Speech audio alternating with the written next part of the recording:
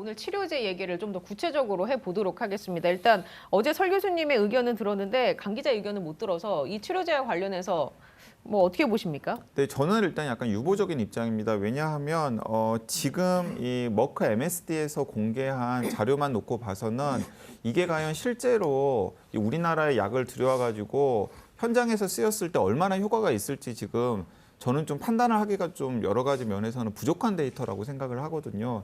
그렇기 때문에 정부 입장에서는 어쨌든 간에 이 위드 코로나로 진행되는 과정에서의 한 가지 옵션을 더 한 가지 옵션이 더 이제 생긴 셈이기 때문에 뭐 약을 조금이라도 들여와서 우리나라에 적용을 해보려고 노력을 하겠습니다만은 어제 아마 설대호 교수님께서도 비슷한 말씀을 하셨을 것 같은데 이 약이 실제로 현장에서 얼마나 큰 효과가 있을지 그리고 진짜 뭐 어떤 언론들이나 혹은 어떤 전문가들이 호들갑 떠는 것처럼 그리고 또 MSD 머크에서 홍보하는 것처럼 게임 체인저가 될 수 있을지를 놓고서는 저는 회의적이거든요.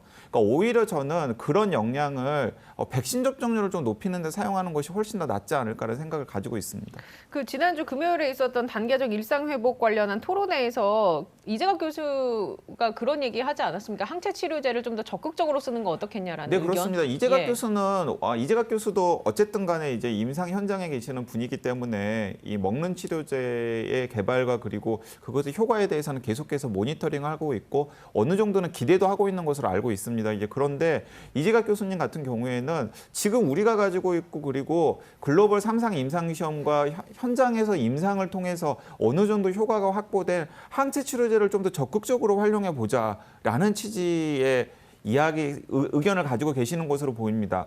이게 이제 장점이 있고 단점이 있는데요. 이제 장점을 몇 가지 열거를 하자면은 일단은 3상 임상시험 결과나 임상 현장에서 쓰였을 때 상당히 효과가 있는 것으로 지금 현장의 임상의사들은 판단을 하고 있거든요. 그리고 약값만 놓고 봤을 때 이제 외국에서의 약값은 상당히 비싼 편입니다만은 우리나라에서는 제약사가 거의 원가 수준으로 공급을 하고 있기 때문에 실제로 우리나라에 들여오는 먹는 약에 비해서는 약값의 수준도 좀 낮을 가능성이 있습니다. 그러니까 우리나라에 들어오는 먹는 약 같은 경우에는 지금 머크 MSD의 약 같은 경우에는 한 80만 원에서 90만 원 선에서 형성이 될 가능성이 큰데 지금 우리나라에 공급되고 있는 이 셀트리온의 항체 치료제 같은 경우는 40만 원 정도에서 공급이 되고 있는 상황이거든요. 그렇기 때문에 약값도 일단 2분의 1이잖아요. 자, 그렇기 때문에 위중증으로 이어질 가능성이 있는 이 환자들에 대해서 적극적으로 초기에 항체 치료제를 투약을 할 경우에는 그 효과가 분명히 있을 거거든요. 근데 이제 먹는 치료제랑 그런 걸 염두에 두고서 이재갑 교수님께서는 지금 항체 치료제를 적극적으로 활용을 해보자라고 이야기를 하신 거고요. 그리고 먹는 치료제 같은 경우는 이제 그것과 비교해서 이제 가장 큰 차이점이 무엇이냐면 이제 투약 편의성입니다. 편의성. 네, 그러니까 항체 치료제 같은 경우는 의료진에 의해서 정맥 주사를 할 수밖에 없는데 먹는 치료제 같은 경우는 이제 집에서도 약을 먹을 수가 있기 때문에 분명히 도움이 되리라는 것인데 근데 이제 이것도 이제 앞뒤가 안 맞는 거예요. 왜 앞뒤가 안 맞는 거냐면 지금 우리나라에서 먹는 치료제를 가지고 오면 병원에 입원한 분들 중에서 중증으로 이어질 가능성이 있는 분들에게 먼저 투약을 할 가능성이 크거든요. 근데 그런 분들에게는 병원에서 항체 치료제를 투약을 해버리면 되지 왜 먹는 치료제를 주냐는 거죠. 어제 정부에서 나온 얘기는 이제 아무래도 먹는 치료제가 있게 되면 확진자가 늘어났을 경우에 재택 치료를 하는 분들에게는 이 먹는 치료제를 좀 손쉽게 이걸 줄 수 있지 않겠느냐라는 그런데 현재는, 계산이. 현재는 근데 그래서 이제 한 가지 옵션이 더 있는 건 좋은 거지만은 현재는 재택 치료는 무증상이거나 가볍게 앓고 지나가는 분들이 재택 치료 대상이기 때문에 그런 분들에게는 사실은 셀트리온은 항체 치료제든 먹는 치료제든 필요가 없는 것이거든요. 그렇기 때문에 그런 분들은 사실 어떤 식으로든지 간에 뭐 약을 투여할 필요가 없는 거고요. 먹는 치료제든 항체 치료제든 지금 항체 치료제든 먹는 치료제든 필요하신 분들은 일단 병원에 와가지고 모니터링을 의료진이 하는 분들일 텐데 그런 분들의 경우에는 차라리 이재갑 교수님께서 말씀하신 것처럼 의료진이 어쨌든 간에 관리하에 들어온 것이니까 항체 치료제를 투약하는 것이 지금 우리가 가지고 있는 옵션을 활용한다는 면에서는 좀 더 효율적이지 않나 하는 생각도 듭니다. 교수님, 이게 먹는 치료제와 항체 치료제 약의 기전이 어떻습니까? 어떻게 다릅니까? 너무 그것도 말씀드리면서 이제 강 기자님이 중요한 지적을 하신 게 있어서 제가 다시 좀 정리해서 우선 먼저 말씀을 드리고 그 대답을 드리는 게 좋을 것 같습니다. 우선 하나는 이거예요.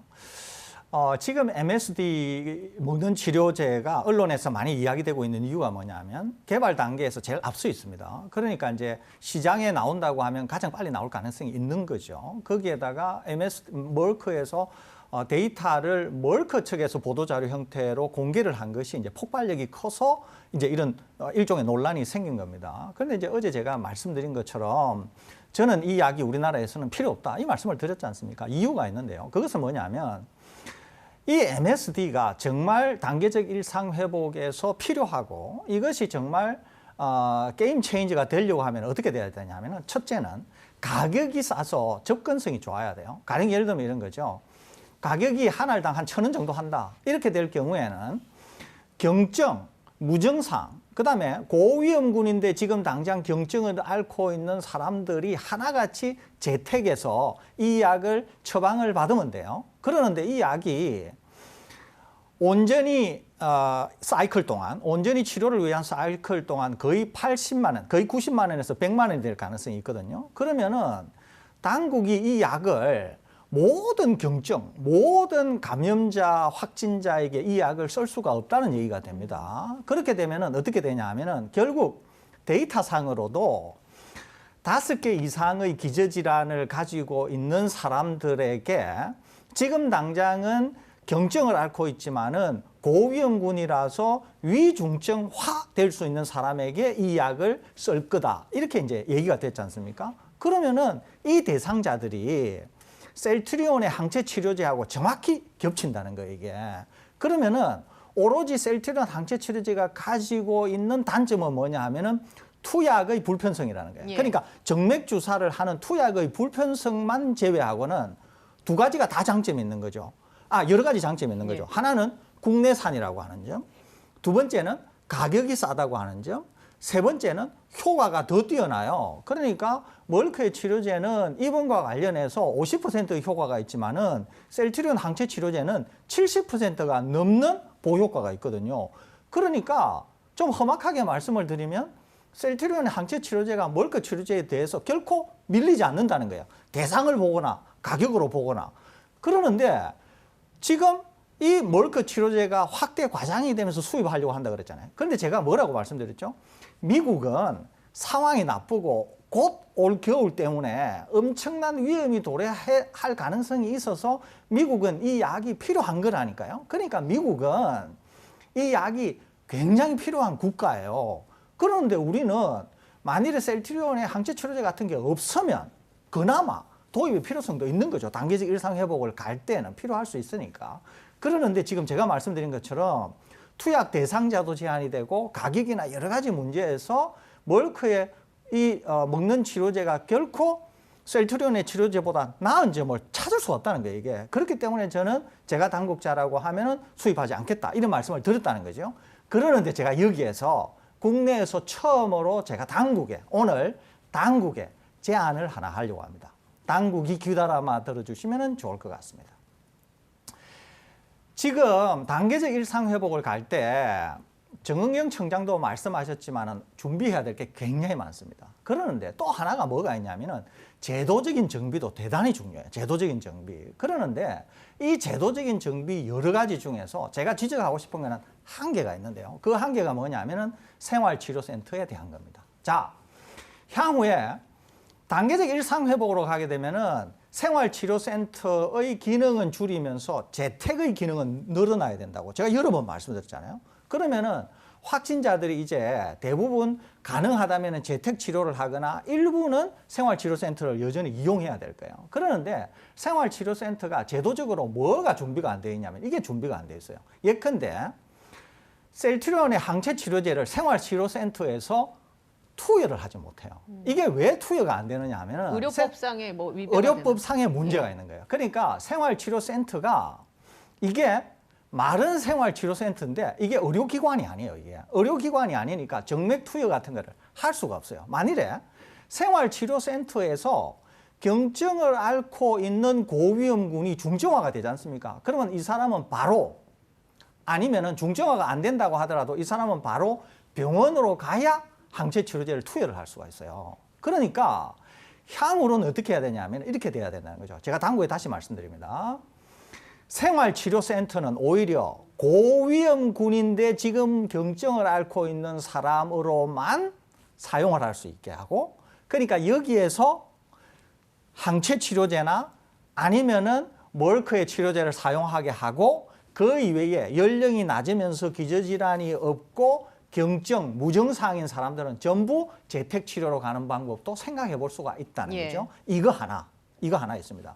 두 번째는 항체 치료제가 되었든 멀크 치료제가 되었든 가격이 비싸지 않습니까? 그런데 지금은 그 비용을 다 어디서 내죠? 나라에서 정부가 내죠. 내잖아요. 예. 정부가 내지 않습니까? 그런데 이게 처방을 내는 데 있어서 오남용을 또 무시할 수가 없는 거거든요. 예. 그러니까 다른 한편은 어떤 게 있을 수 있냐면은 우리 동네에 곳곳에 있는 병의원에게 처방을 할 수 있는 권한을 주는 거예요. 다만 크라이테리아를, 그러니까 기준을 기준을 정해주는 거죠.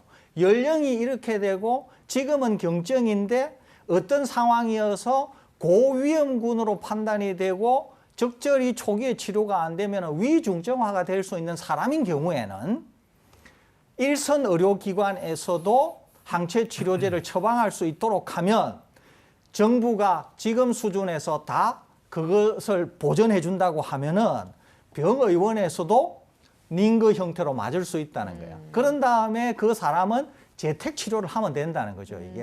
그러니까 의사의 판단에 따라서. 그렇습니다. 예. 그러니까 저는 두 가지 제도적인 지점. 하나는 생활치료센터에 대한 재정비. 두 번째는 정부 자금으로 전부 지금 치료를 하고 있으니까 우리나라의 항체 치료제 같은 것을 일선 의료기관에서도 정부가 정한 기준에만 맞게 되면 처방을 할 수 있게 하고, 그곳에서 실제로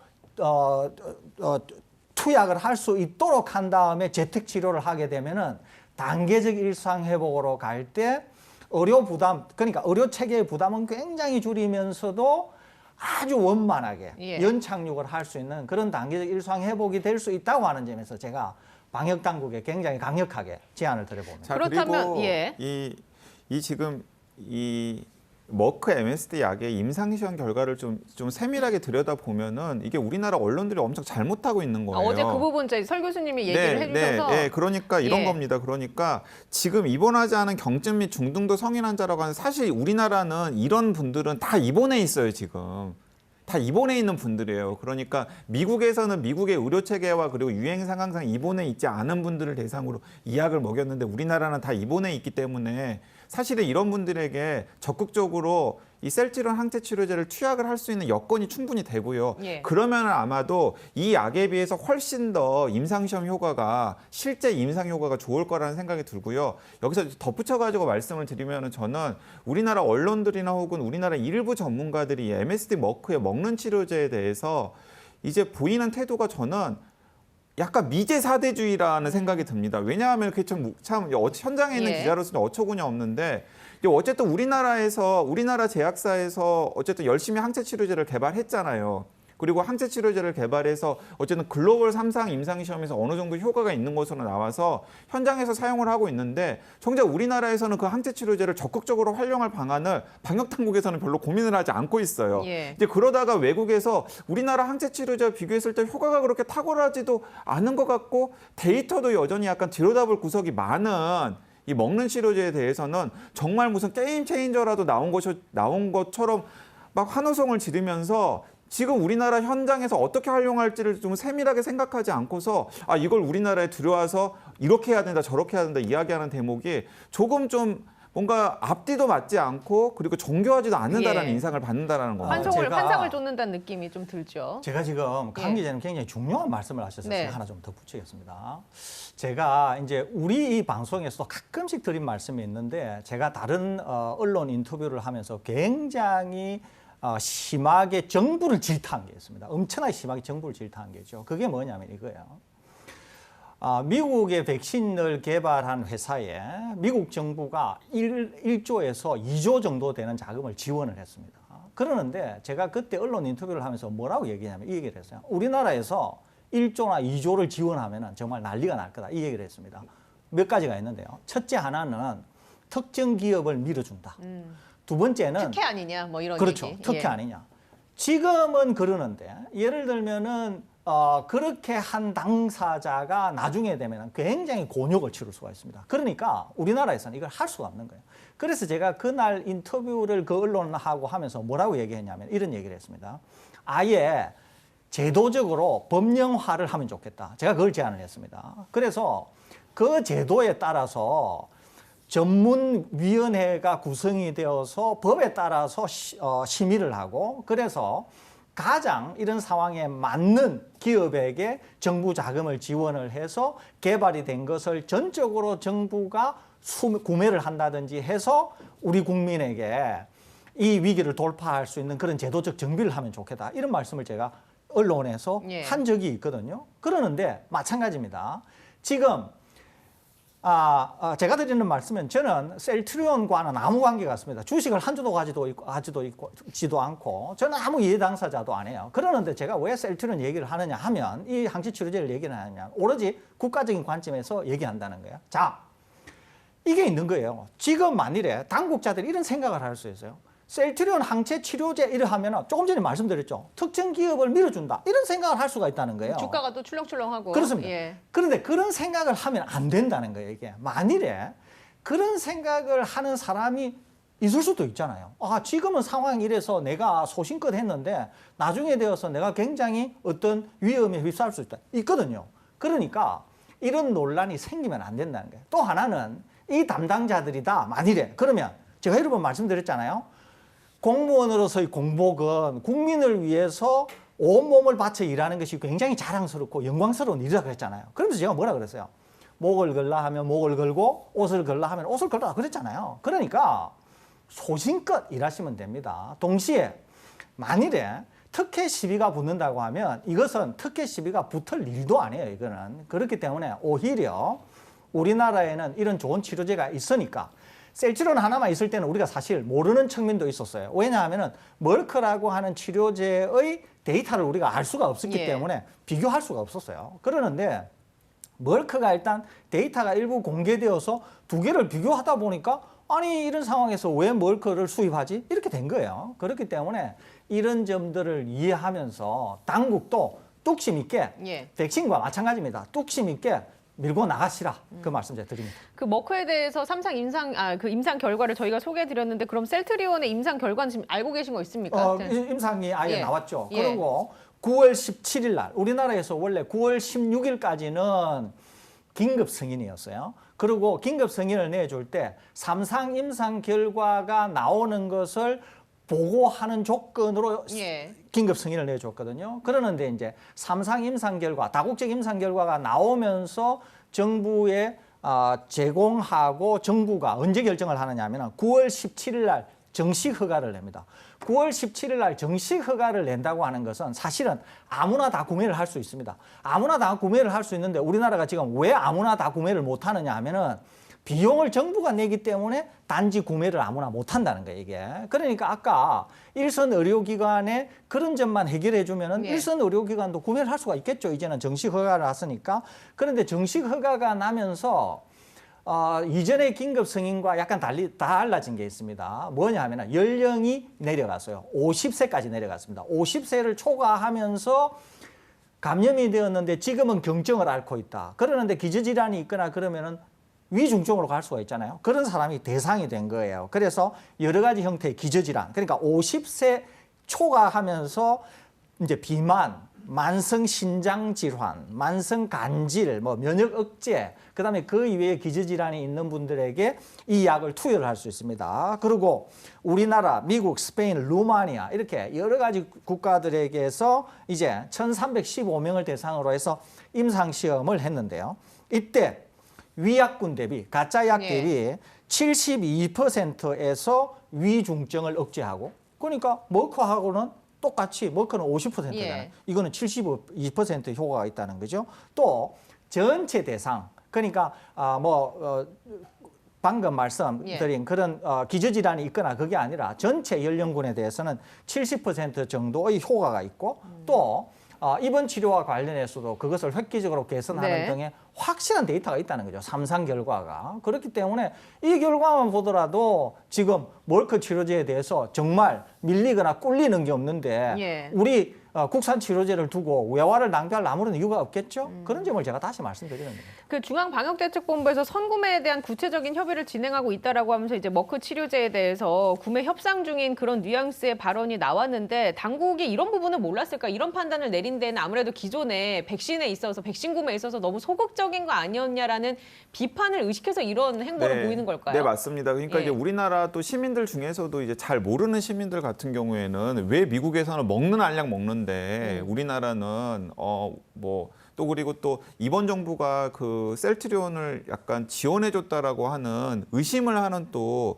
이 보수 쪽 지지하시는 분들 같은 경우에는 셀트리온을 또 신뢰하지 않는 또 이상한 또 그런 예. 프레임이 만들어져 있더라고요. 이제 그런 것까지 이제 맞물려 가지고 왜 미국이나 혹은 유럽이나 뭐 다른 나라에서는 선구매해 가지고 먹는 알약 먹는데 우리나라는 먹는 알약도 못 먹게 하고 죽이느냐 뭐 이런 식의 이제 그 정쟁화된 비판을 두려워하겠죠, 당연히. 그리고 언론에서도 그런 걸 활용할 수 있는 예. 여지가 있기 때문에 이제 그런데도 불구하고 과거에 뭐 백신 거지다 이런 얘기, 그러니까 네, 백신을 왜 미리 구매하지 않았냐 그런데도 이런 불구하고 얘기들. 이제 설득할 건 설득하고 그리고 설명할 건 설명하면서 올바른 방향으로 나가야지 이렇게 그런 비판에 이리 휘둘리고 저리 휘둘리면서 사실은 도입을 했을 때 별로 실효성이 없거나 실효성이 제한적인 조치를 해야 하는지에 대해서는 조금 예. 우리가 생각해 볼 여지가 많다라고 생각합니다. 자, 그렇다면 교수님이 아까 얘기해 주신 부분을 제가 조금 더 구체적으로 여쭤보겠습니다. 그러니까 제도적인 정비를 거쳐서 생활치료센터에서는 중증 환자들 그리고 고위험군에 빠질 수 있는 그런 경증 환자들을 대상으로 항체 치료제를 쓸 수 있는 방안을 개선을 해야 된다라고 얘기해 주셨고 나머지는 재택 치료로 갈 수 있게끔 이제 구분을 해야 한다라고 얘기해 주셨잖아요. 그렇다면 병원의 역할은 진짜 위중증 환자를 관리하는 곳으로 바뀌어야 되는 걸까요? 그렇습니다. 그러니까 예. 이제 병원 지금 이제 뭐 실제 병원에 이제 전문 병원도 있고 그렇지 않습니까? 그다음에 이제 뭐 에크모 치료도 있고 예. 이렇지 않습니까? 그러는데 실제로 생활치료센터에 이런 약을 투약을 일찍 하게 되면 그것도 줄일 수가 있어요. 그다음에 이제 완전히 역할이 점차 이제 나누어지게 되는 거죠.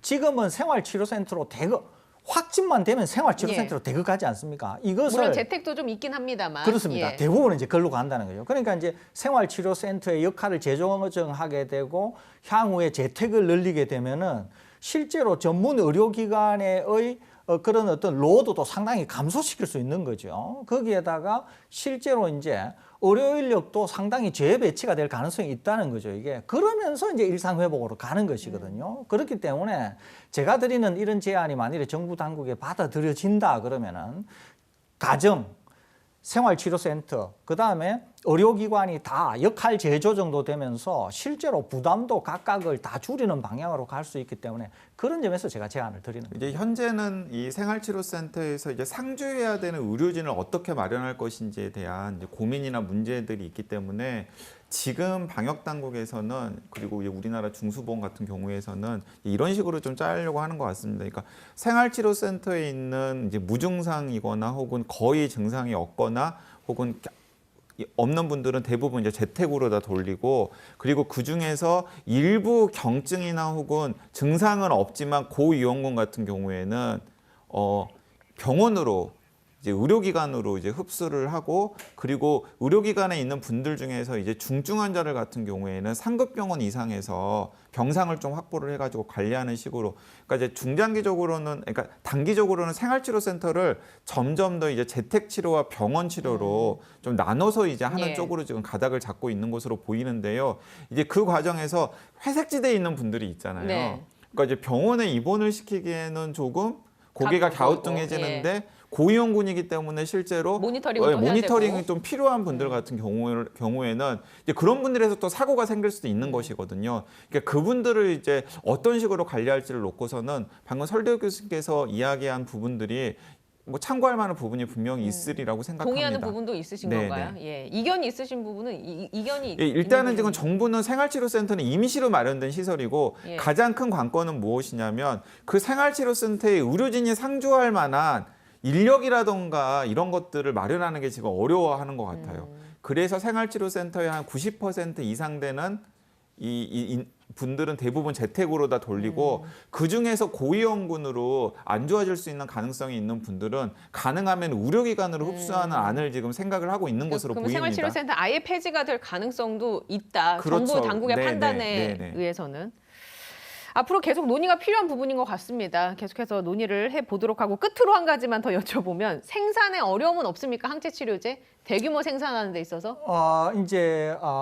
멀크 치료제에 비해서는 비교적 어렵습니다. 공정이 복잡하고 그러는데 이제 셀트리온 같은 경우는 완전히 전문화된 시설이라고 볼 수 있는 거죠. 그 다음에 이 약이 이제 사용이 되는 게 엄청나게 많은 모든 사람에게 사용되는 그런 약은 아니고 약간 약이 특수성을 예. 띠고 있는 그런 약이기 때문에 적어도 우리가 필요로 하거나 전 세계에 공급할 정도의 생산은 충분하리라고 생각이 되고 이미 이제 셀트리온에서 생산을 많이 해서 재고 형태로 갖고 있는 것도 꽤 있기 때문에 공급에는 크게 문제가 없지 않겠나 이렇게 생각이 듭니다.